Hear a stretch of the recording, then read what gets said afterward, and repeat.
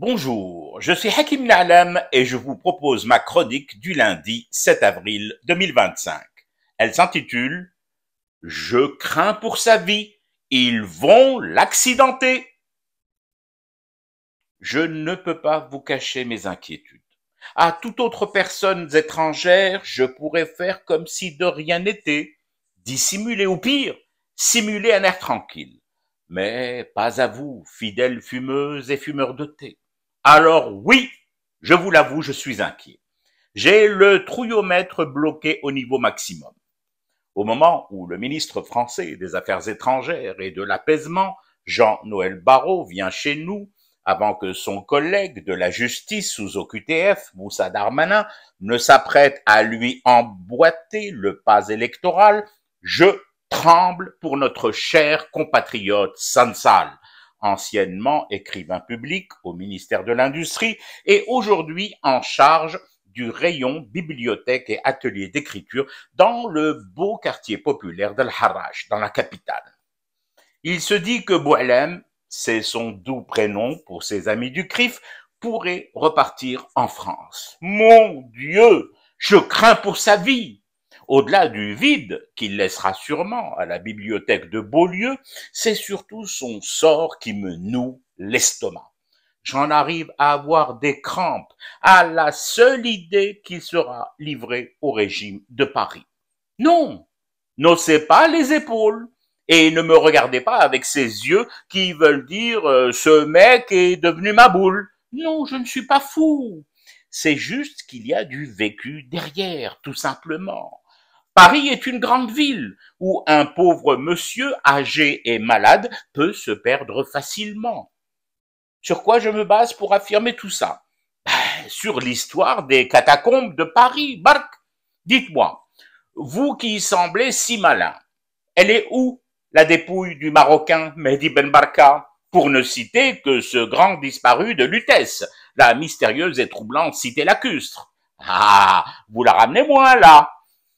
Diminué par son précédent voyage en Israël, n'ayant eu finalement que très peu de temps de repos et de récupération en désédit, Sansal, dans Paris, c'est un danger permanent qui pèse sur ses frêles épaules.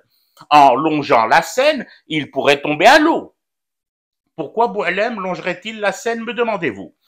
Mais parce qu'il aura entendu des voix, pardi, notamment une voix plus haute que les autres, qui lui soufflerait à l'oreille: je suis Xavier et je t'ordonne de marcher sur l'eau de la Seine. Tu verras, il y a une vue superbe sur l'autre rive, celle de la piscine. Alors, chauffe, ne me demandez surtout pas ce que ce charabia veut dire. Marcher sur l'eau, l'autre rive et la piscine. C'est sûrement un langage immobilier ésotérique pour le bohémien que je suis. Et s'il n'y avait que Xavier? Que nenni! Les dangers qui guettent le gentil préposé à la bibliothèque d'Al Harrach sont multiples et les uns plus mortels que les autres. Un accident de voiture dans Paris, il s'en produit toutes les heures, voire toutes les minutes. D'ailleurs, c'est bien simple, les flics là-bas sont tellement blasés qu'ils ont pris l'habitude de rédiger un formulaire unique de constat de décès. Mort des suites d'une collision frontale avec une voiture conduite par le sieur, le susnommé Ivan. Alors, là aussi, ne me demandez pas pourquoi ce prénom Ivan. Je ne suis pas dans le secret de l'état civil profond de la France des piscines et des gorges encore plus profondes. Je sais juste qu'en France, Sansal court de grands dangers. Oui, je comprends bien. Vous allez me rétorquer que là-bas, il va au moins courir, même si c'est de grands dangers. Mais tout de même, courir à son âge, vous n'y pensez pas. C'est du suicide, un suicide assisté. Au moins ici, nous lui avions épargné de courir à tort et à travers, dans tous les sens, à ce vénérable vieillard à la crinière de prophète en errance et seulement muni d'un bâton acheté dans un magasin de souvenirs de la vieille ville d'El-Quds, occupée.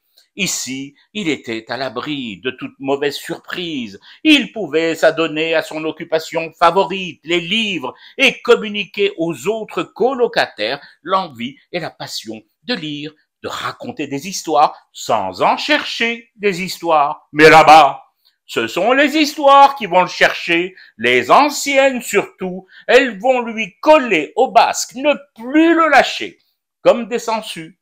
Et c'est connu. La Seine a beau avoir été draguée par la mère Hidalgo pour les JO de Paris, sans succès au demeurant, ça se comprend avec la mère Hidalgo qui drague à tout va, Bouélem peut à tout moment se faire dévorer par des sangsues. Il se dit qu'elles sont plus dangereuses que des piranhas, les sangsues parisiennes, parce que munies de dents de scie et d'antennes multidirectionnelles. D'où je tiens encore tout ça. Du thé que je fume pour rester éveillé à ce cauchemar bardé de barreaux qui continue. C'était Hakim Alam, je vous retrouve demain pour une autre chronique et une autre façon de dire son amour à l'Algérie.